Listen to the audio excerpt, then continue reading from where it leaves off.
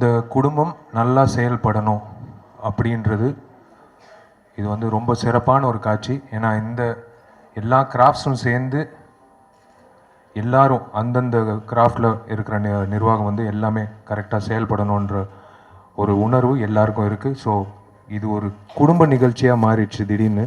ஒரு முக்கியமான விஷயம், அதாவது அது இப்போ தான் கமல் சார் கிட்ட பெர்மிஷன் கேட்டு நாங்கள் we just wanted to announce. Thank you Kamal sir, he has accepted to be a trustee.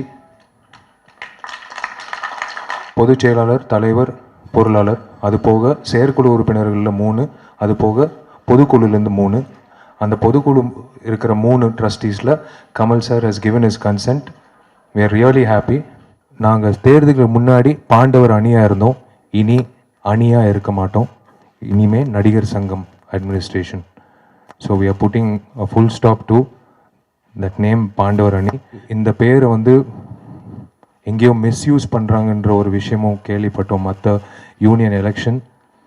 நாங்கள் வேறு எந்த யூனியன் எலெக்ஷனுக்கும் நாங்கள் இந்த பேரோ இல்லை தனிப்பட்ட முறையிலையோ இல்லை எங்கள் சார்போ நாங்கள் we are not supporting because we respect other union election.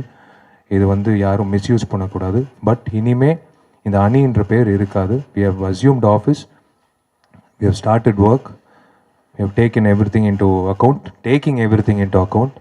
and எங்களோட குறிக்கோள் எஸ்பிஐ சினிமாவோட அக்ரிமெண்ட் சம்மந்தப்பட்ட விஷயங்கள், பில்டிங் சம்மந்தப்பட்ட விஷயங்கள், அதுக்கான மீட்டிங் கூடிய சீக்கிரம் நடக்க போகுது.